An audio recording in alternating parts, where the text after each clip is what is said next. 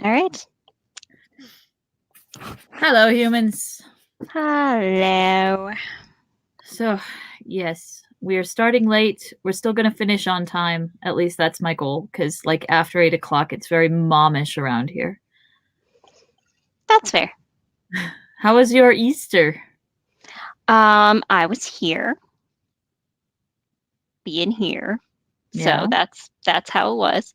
But I'm just relaxing today. So, cool. how was yours? Did the kids like their eggs? Um, I didn't finish them, but I'll just finish them for next year.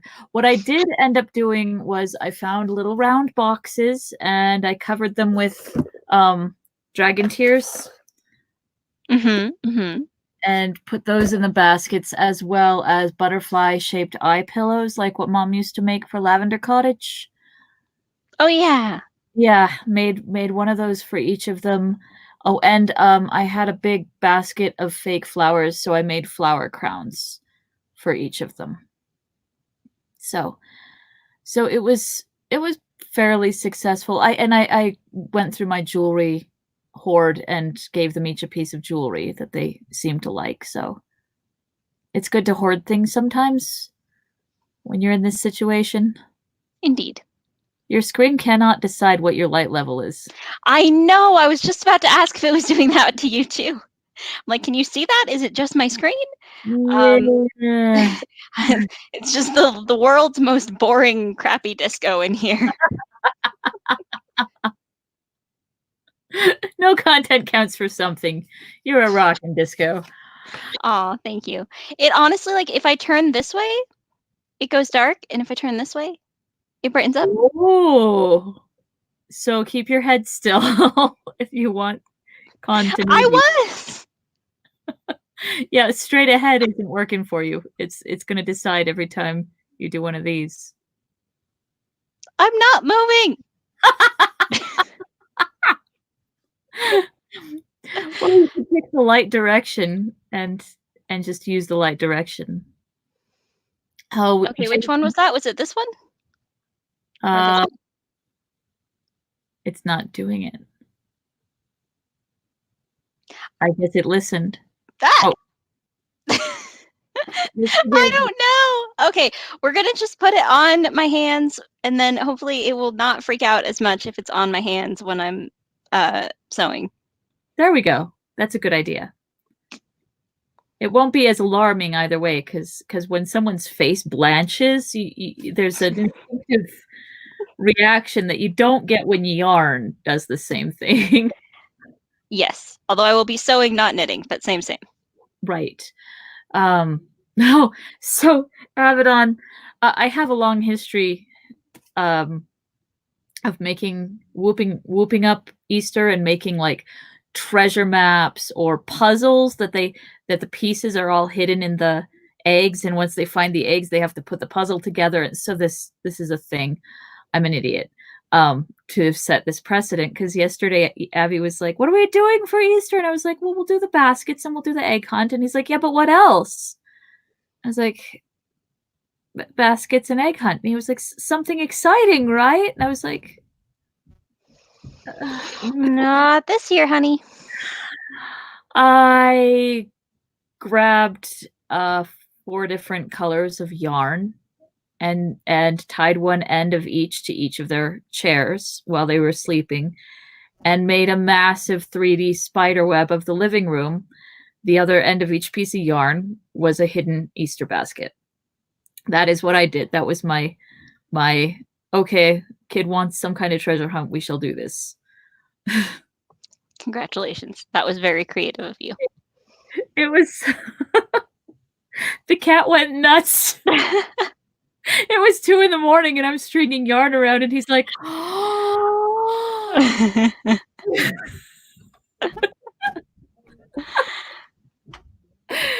but he didn't spoil it. The kids enjoyed it.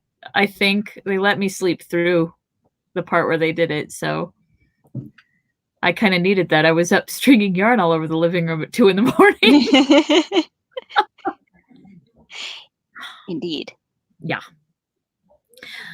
Um and we filled eggs and hid them, and then Jess showed up with 100 more eggs, and we hid those. So each kid ended up finding something above 50 eggs. Cool. That's a thing. In the house, though, this morning when I got up, there was snowing glitter. Was it snowing glitter up there? I mean, it's snowing snow. The sun was out. Oh, no. Snow was falling in teeny tiny flakes, and the sun was out, and it was like German sparkle party out there. Yeah, is this the party?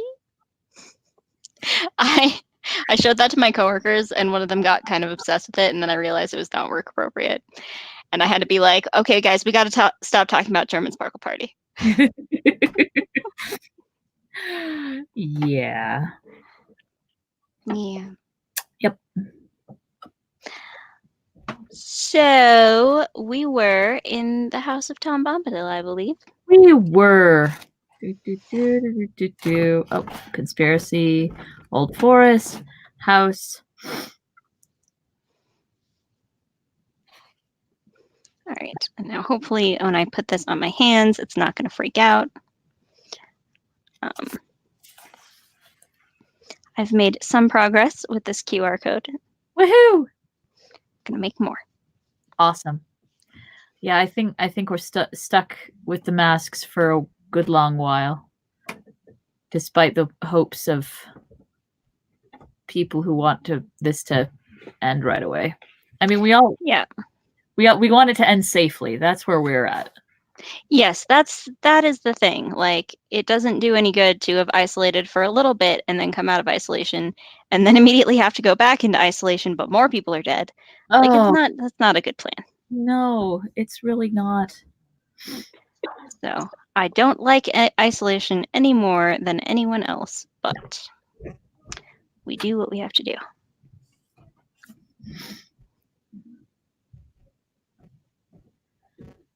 So did you stop at sweet was her singing then and her heart was beating, or had he gotten to the that proved well for you part? Let me check.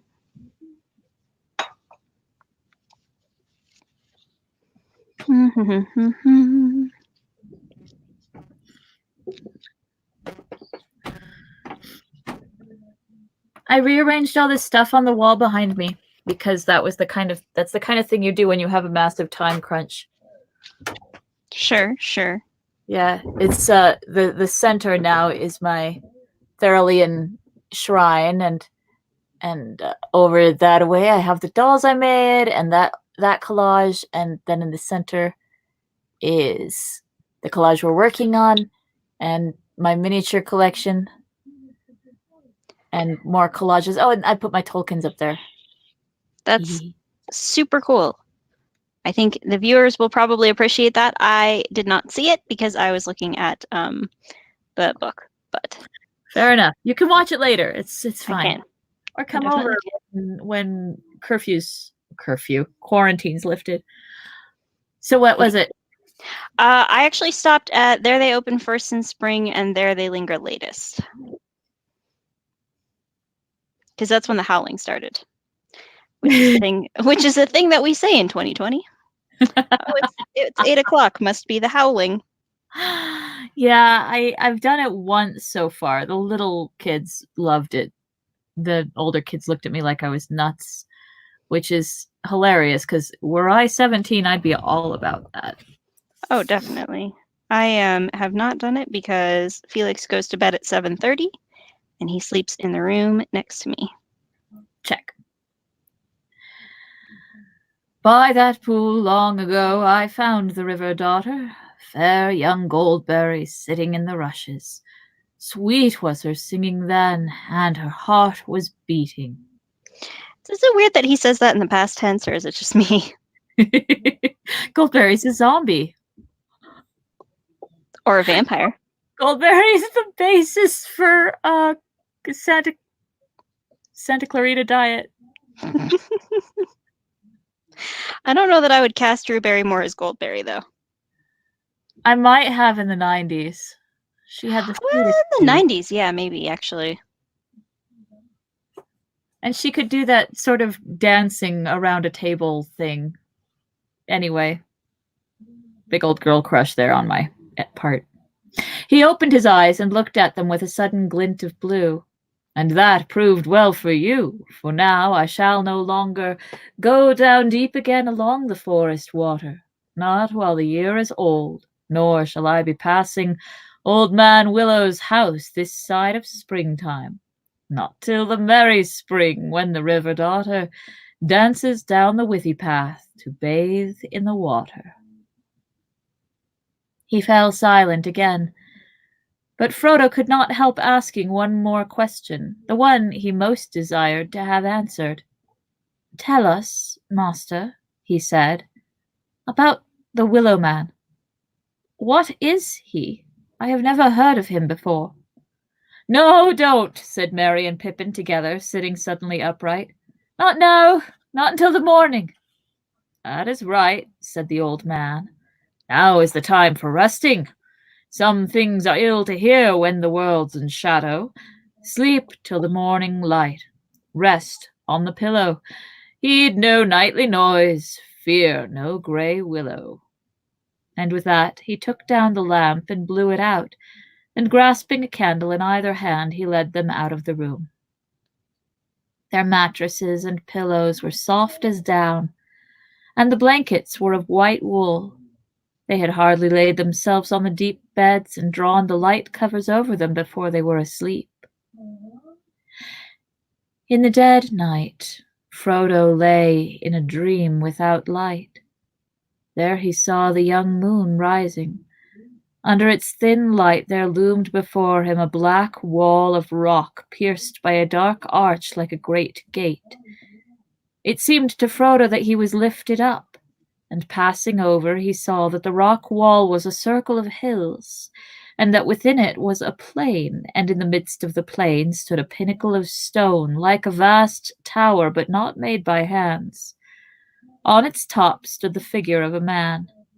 The moon, as it rose, seemed to hang for a moment above his head, and glistened in his white hair as the wind stirred it.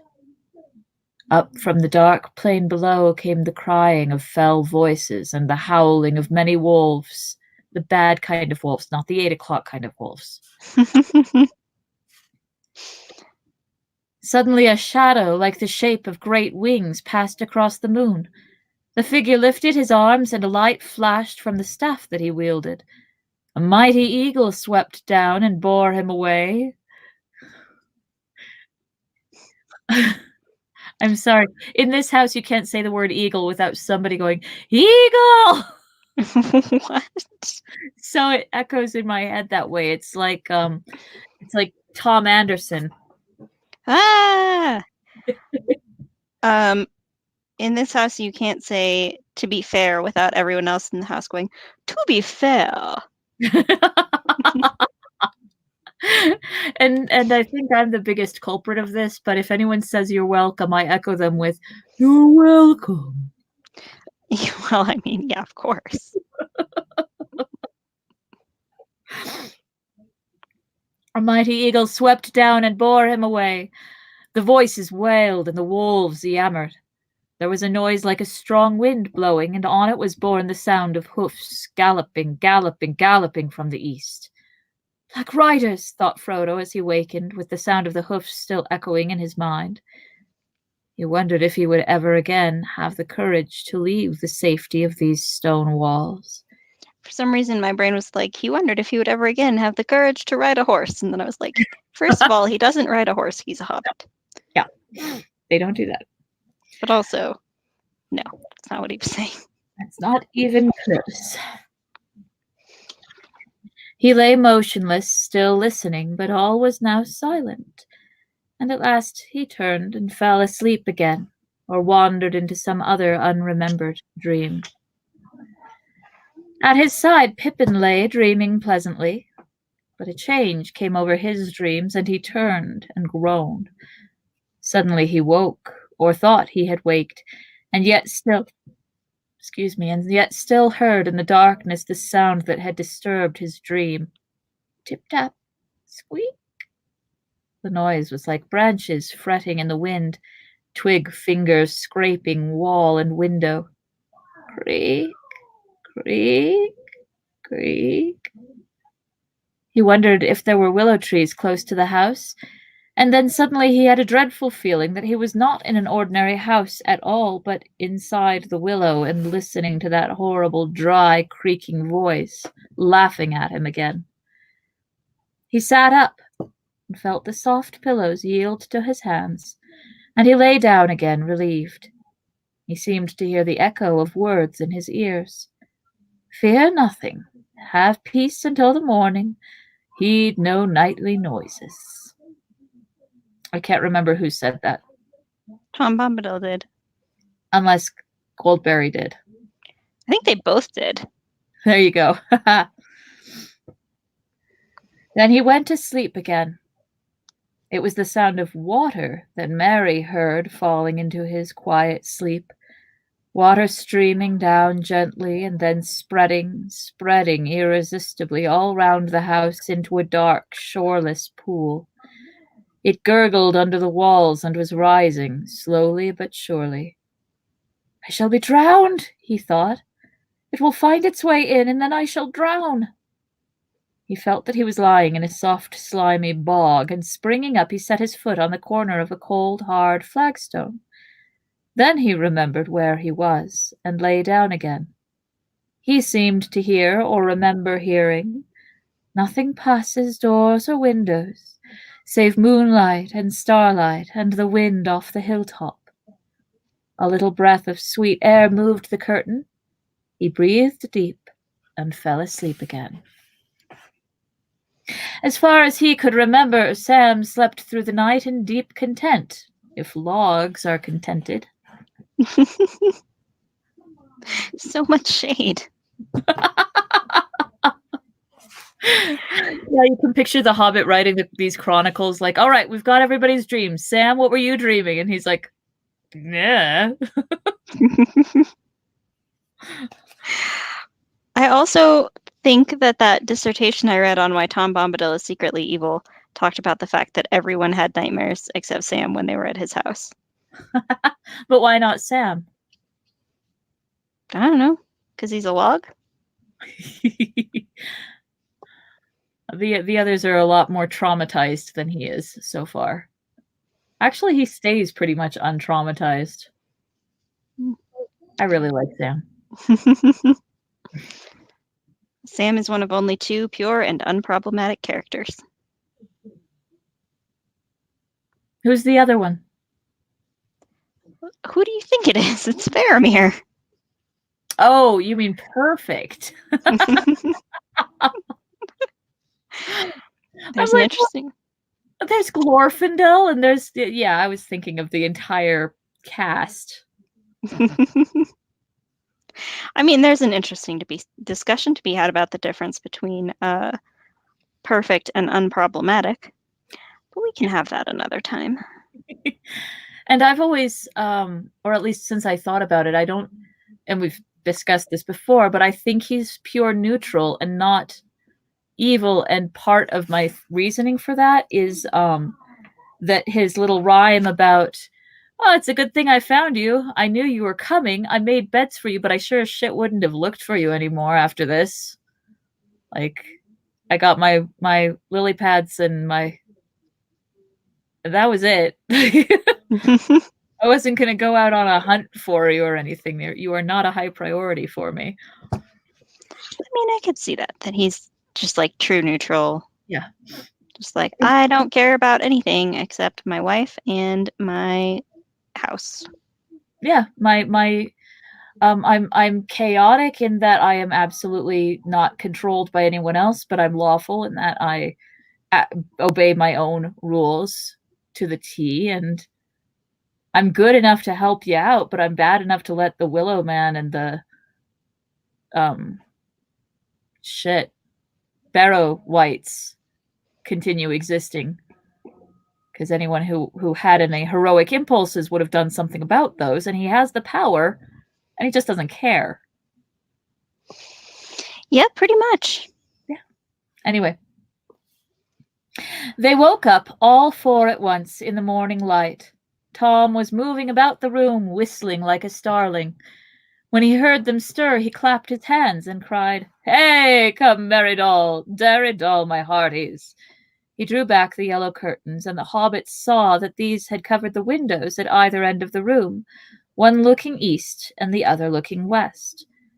They leaped up refreshed. Frodo ran to the eastern window and found himself looking into a kitchen garden, grey with dew.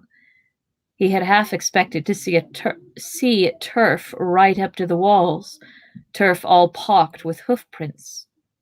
Actually, his view was screened by a tall line of beans on poles, but above and far beyond them the grey top of the hill loomed up against the sunrise. It was a pale morning. In the east, behind long clouds like lines of soiled wool stained red at the edges, lay glimmering deeps of yellow. The sky spoke of rain to come, but the light was broadening quickly, and the red flowers on the beans began to glow against the wet green leaves. Pippin looked out of the western window, down into a pool of mist. The forest was hidden under a fog. It was like looking down onto a sloping cloud roof from above. I hate that sentence because it was looking down on a sloping cloud roof from above. It wasn't like that. I think he means in the sense that it was like looking down on a roof. Ah, yes, the roof part could be construed as simile. The rest is literal. But you know, as a wise man once said, the roof. The roof is on fire. So I hear. Water. Yeah, let the motherfucker burn. There was a fold or channel where the mist was broken into many plumes and billows, the valley of the Withywindle. The stream ran down the hill on the left and vanished into the white shadows. Near at hand was a flower garden and a clipped hedge, silver netted, and beyond that grey shaven grass pale with dewdrops. There was no willow tree to be seen. "Good morning, merry friends," cried Tom, opening the eastern window wide. A cool air flowed in. It had a rainy smell. "Sun won't show her face much today, I'm thinking. I have been walking wide, leaping on the hilltops, since the grey dawn began, nosing wind and weather. Wet grass underfoot, wet sky above me. I wakened Goldberry, singing under window, but naught wakes hobbit folk in the early morning. In the night little folk wake up in the darkness, and sleep after light has come. Ring-a-ding-dillo. Wake now, my merry friends, forget the nightly noises. Ring-a-ding-dillo-dell, dairy-dell, my hearties. If you come soon, you'll find breakfast on the table. If you come late, you'll get grass and rain water."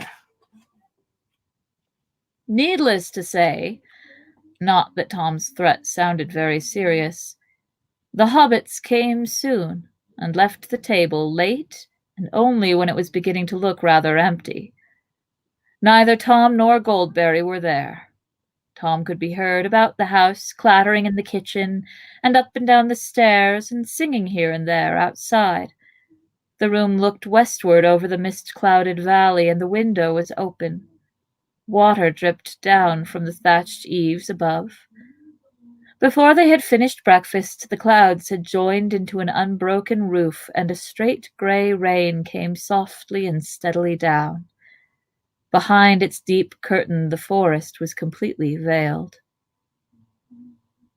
As they looked out of the window, there came falling gently, as if it was flowing down the rain out of the sky, the clear voice of Goldberry singing up above them. They could hear few words, but it seemed plain to them that the song was a rain song, as sweet as showers on dry hills, that told the tale of a river from the spring in the highlands to the sea far below. The hobbits listened with delight, and Frodo was glad in his heart and blessed the kindly weather because it delayed them from departing. The thought of going had been heavy upon him from the moment he awoke, but he guessed now that they would not go further that day. When saving the world, it is important to stay inside during rainstorms. Extremely. Especially if it's a pleasant house with good food and pleasant company. I mean, yeah. I love Hobbit priorities. Like, that's totally, I dig.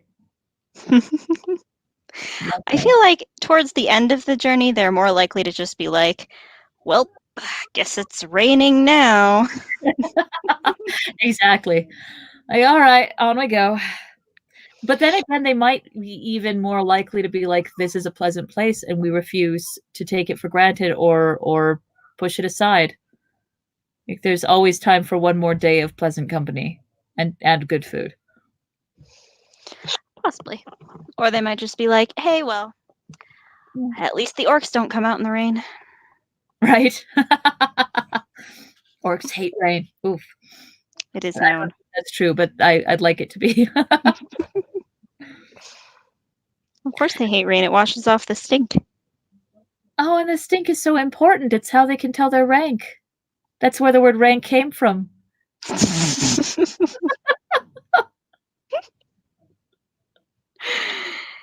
Exactly. Everyone gets demoted in the rain.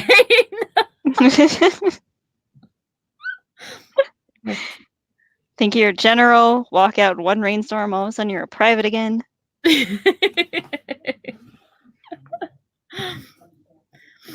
They call them privates because only the parts of their body that are difficult to reach in the rain still smell.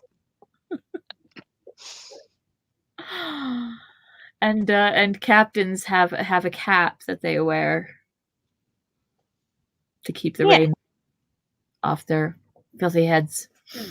Yeah. Exactly. Well, I'm glad we sorted that out. If anyone was wondering how orcs are organized, socially speaking, now you know. You do. The upper wind settled in the west, and deeper and wetter clouds rolled up to spill their laden rain on the bare heads of the downs. Nothing could be seen all round the house but falling water. Frodo stood near the open door and watched the white chalky path turn into a little river of milk and go bubbling away down into the valley. Tom Bombadil came trotting round the corner of the house, waving his arms as if he was warding off the rain, and indeed, when he sprang over the threshold, he seemed quite dry except for his... He's a witch. Witch? Witch! I saw a post today that was like, I hate the patriarchy because when a man does a magic trick, he's Jesus, and when a woman does a magic trick, they kill her for being a witch. And the reply was, look, I see what you're trying to do here, but they very much did kill Jesus.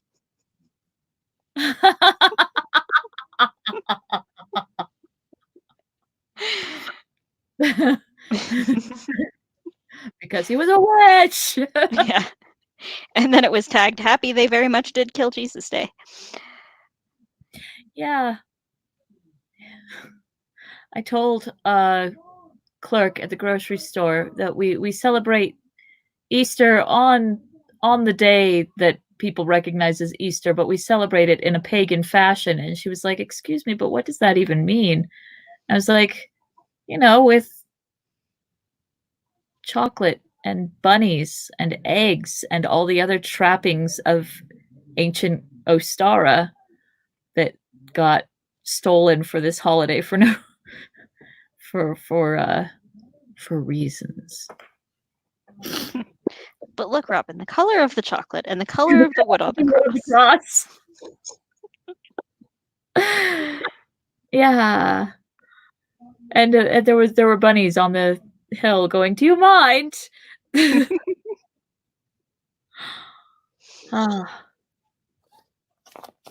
Anyway. Witch. Ah, yes, because he was quite dry. These he took off and put in the chimney corner. Then he sat in the largest chair and called the hobbits to gather round him. This is Goldberry's washing day, he said, and her autumn cleaning. Too wet for hobbit folk. Let them rest while they are able. It's a good day for long tales, for questions and for answers, so Tom will start the talking. He then told them many remarkable stories, sometimes half as if speaking to himself, sometimes looking at them suddenly with a bright blue eye under his deep brows. Often his voice would turn to song, and he would get out of his chair and dance about. He told them tales of bees and flowers, the ways of trees and the strange creatures of the forest, about the evil things and good things, things friendly and things unfriendly, cruel things and kind things, and secrets hidden under brambles. As they listened, they began to understand the lives of the forest apart from themselves. Indeed, to feel themselves as the strangers where all other things were at home. Moving constantly in and out of his talk was Old Man Willow, and Frodo learned now enough to content him. Indeed, more than enough, for it was not comfortable lore. Tom's words laid bare the hearts of trees and their thoughts, which were often dark and strange, and filled with a hatred of things that go free upon the earth, gnawing, biting, breaking, hacking, burning, destroyers and usurpers. It was not called the Old Forest without reason, for it was indeed ancient, a survivor of vast forgotten woods, and in it there lived yet, aging no quicker than the hills, the fathers of trees, remembering times when they were lords. The countless years had filled them with pride and rooted wisdom, and with malice. But none were more dangerous than the great willow. His heart was rotten, but his strength was green, and he was cunning, and a master of winds, and his song and thought ran through the woods on both sides of the river. His grey, thirsty spirit drew power out of the earth and spread like fine root threads in the ground and invisible twig fingers in the air, till it had under its dominion nearly all the trees of the forest, from the hedge to the downs.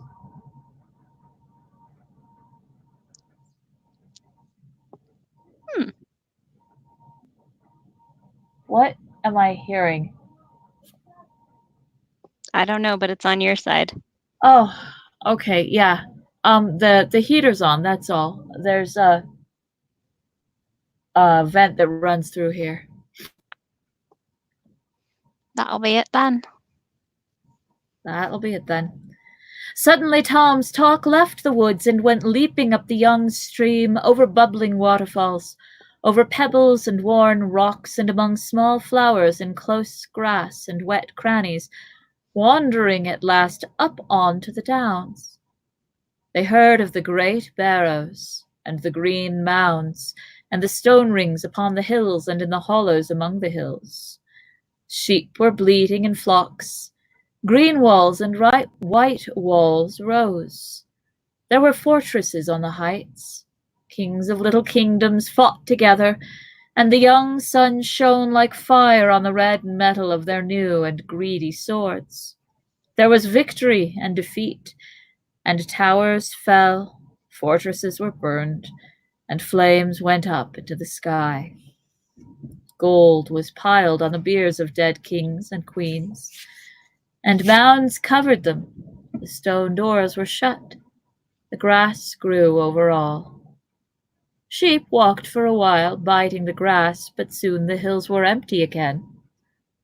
A shadow came out of dark places far away, and the bones were stirred in the mounds. Barrow wights walked in the hollow places with a clink of rings on cold fingers, and gold chains in the wind.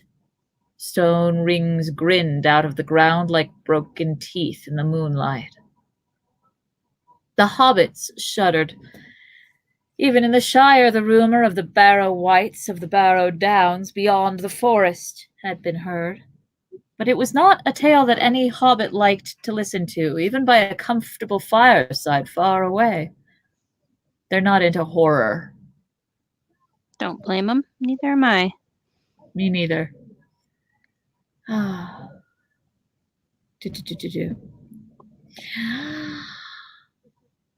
These four now suddenly remembered what the joy of this house had driven from their minds. The house of Tom Bombadil nestled under the very shoulder of those dreaded hills. They lost the thread of his tale and shifted uneasily, looking aside at one another.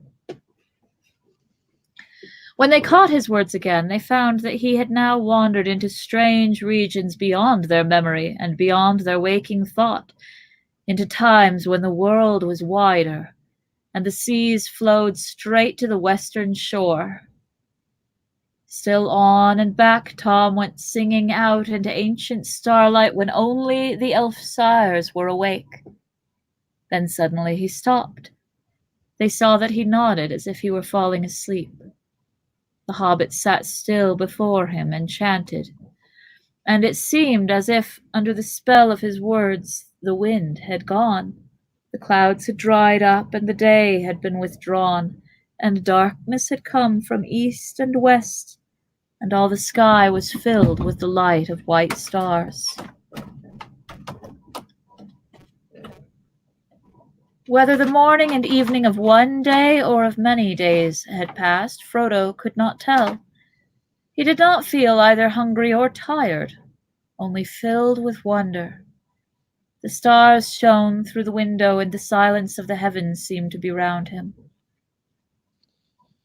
He spoke at last, out of his wonder and a sudden fear of that silence. "Who are you, master?" he asked. What?" said Tom, sitting up, and his eyes glinted in the gloom. "Don't you know my name yet?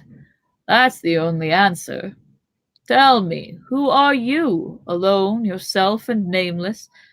But you are young, and I am old. Eldest, that's what I am. Mark my words, my friends. Tom was here before the river and the trees.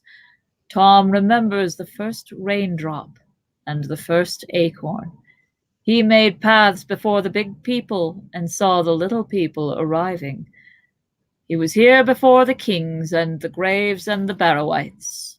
When the elves passed westward, Tom was here already, before the seas were bent. He knew the dark under the stars when it was fearless, before the dark lord came from outside. A shadow seemed to pass by the window, and the hobbits glanced hastily through the panes. When they turned again, Goldberry stood in the door behind, framed in light. She held a candle, shielding its flame from the draught with her hand, and the light flowed through it like sunlight through a white shell. Arr. Oh, no, that was right. "The rain has ended," she said, "and new waters are running downhill under the stars. Let us now laugh and be glad." "And let us have food and drink," cried Tom. "Long tales are thirsty, and long listening's hungry work, morning, noon, and evening." With that he jumped out of his chair and with a bound took a candle from the chimney shelf and lit it in the flame that Goldberry held. Then he danced about the table. Suddenly he hopped through the door and disappeared. Quickly he returned, bearing a large and laden tray. Then Tom and Goldberry set the table, and the hobbits sat half in wonder and half in laughter. So fair was the grace of Goldberry, and so merry and odd the caperings of Tom. Yet in some fashion they seemed to weave a single dance, neither hindering the other, in and out of the room and round about the table, and with great speed food and vessels and lights were set in order. The boards blazed with candles, white and yellow. Tom bowed to his guests. "Supper is ready," said Goldberry, and now the hobbits saw that she was clothed all in silver with a white girdle, and her shoes were like fish's mail. But Tom was all in clean blue, blue as rain-washed forget-me-nots, and he had green stockings. It was a supper even better than before. The hobbits, under the spell of Tom's words, may have missed one meal, or many, but when the food was before them, it seemed at least a week since they had eaten. They did not sing or even speak much for a while, and paid close attention to business. But after a time their hearts and spirits rose high again, and their voices rang out in mirth and laughter. After they had eaten, Goldberry sang many songs for them, songs that began merrily in the hills and fell softly down into silence. And in the silences they saw in their minds pools and waters wider than any they had known. And looking into them, they saw the sky below them, the stars like jewels in the depths. Then once more she wished them each good night and left them by the fireside. But Tom now seemed wide awake and plied them with questions.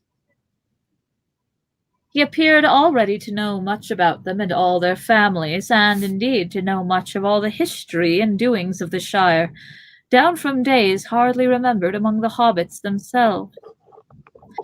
It no longer surprised them, but he made no secret that he owed his recent knowledge largely to Farmer Maggot, whom he seemed to regard as a person of more importance than they had imagined. There's earth under his old feet and clay on his fingers, wisdom in his bones, and both his eyes are open, said Tom. It was also clear that Tom had dealings with the elves, and it seemed that in some fashion news had reached him from Gildor concerning the flight of Frodo. Indeed, so much did Tom know, and so cunning was his questioning, that Frodo found himself telling him more about Bilbo and his own hopes and fears than he had told before, even to Gandalf. Tom wagged his head up and down, and there was a glint in his eyes when he heard of the riders. "Show me the precious ring," he said suddenly in the midst of the story, and Frodo, to his own astonishment, drew out the chain from his pocket, and unfastening the ring, handed it at once to Tom. It seemed to grow larger as it lay for a moment on his big, brown-skinned hand. Then suddenly he put it to his eye and laughed. For a second the hobbits had a vision, both comical and alarming, of his bright blue eye gleaming through a circle of gold. Then Tom put the ring round the end of his little finger and held it up to the candlelight. For a moment the hobbits noticed nothing strange about this. Then they gasped. There was no sign of Tom disappearing. I know that there were many reasons they couldn't film it, but man, I would have loved to see that scene in particular where he's just messing around with the ring. Yeah. Like, wouldn't that have been cool? And they could have scored it to be like really funny and then really scary. Oh, yeah. Yeah, hell yeah. That would have been fantastic. But it would have had to tie in with the larger story in some way, and then they would have had to change the story for it. Yeah. Because you can't just be like, oh yeah, this dude, yeah, whatever. You know? Right? Yeah, they didn't, and it doesn't help the narrative at all. It feels real, but it doesn't feel like a story. Yeah. Well, yeah, and like, he would have had to be, I don't know, a villain or a hero or a something. Yep. He couldn't have just been Tom. And that would have ruined it. That would have really messed up the... It would have ruined the whole story, because they would have had to change everything. Better the way it is, I think. The movies are agree. very watchable. Everything that happens moves the plot along. The book, not so much. But I do love reading about Tom and his... Why is he immune? Would elves be immune? Is it about being older than the ring? Or is it about being just not enthralled to anything ever at all? Well, so my understanding, I think it's about, basically it's about being not enthralled to anything ever. But it's like, what I have heard from other sources than that one Tumblr dissertation is that Tom is kind of like the spirit of England. Okay. So he's the spirit of the whole of Middle Earth, and the ring doesn't have power over everything in the world. It just has power over men and hobbits and whoever. And you can't take the world and shove it into the Wraith world, which is what is happening when you get invisible. Exactly. The Wraiths have no physical form, and they can see you when you're wearing the ring, and so you're in the Wraith world. Which is funny. So, never within The Hobbit or within Bilbo's experience of the ring did it make vision dim and hearing more acute and all of the other things that the ring does in Lord of the Rings. And I'm wondering if like he doesn't even know that he's invisible. Nothing about his world changes the first time he puts it on, right? Yeah. And I have to wonder if the Wraith world becomes more different from the day-to-day experience, the more awake Sauron is. Well, I was also thinking that maybe it's that because Sauron is awake and his power is like on the rise, Frodo gets pulled further in than Bilbo. Like Bilbo just crosses the threshold enough to disappear, but not really go anywhere. And Right. Frodo is like getting sucked towards Sauron every time he puts it on. That makes sense. That helps out a lot too. Right. I feel good about that considering I just pulled it out of my ass. I hated what they did with the Hobbit movies because Bilbo needs to be that incorruptible guy who's just like exempt from weird rages and appetites. Like it's that's his role in the story, is to be incorruptible. And so for them to be trying to make it, I don't know. I do not approve. I mean, let's not even get started on what they did with the Hobbit movies. I wrote a blog about it not many years ago, a few years ago. So anybody who's interested can go look up my blog. It exists on Weebly, I think. Bite the paintbrush on Weebly. You're curious folks. I did just hear the howling, so it's 8 o'clock.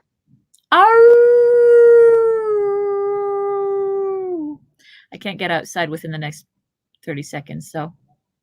Yeah, it's pretty much over. But you did say you had to go at 8. Yeah, Avi's got his bedtime and all that good nonsense. Not that he'll want to go to bed. He's had like 9,000 calories of sugar today. He'll probably be ready to crash pretty soon. I hope so. Aiming for Tuesday, yeah? Aiming for Tuesday. It's probably cheating that I get the days, I get to read on the days when we cut it short. I get more crafting time than you. I've read on a couple of the days when we cut it short. Okay, cool. Yeah. All right. Well, have a good evening and day and all of that good stuff. You too. I love you. I love you too. Cuidado. Te amas.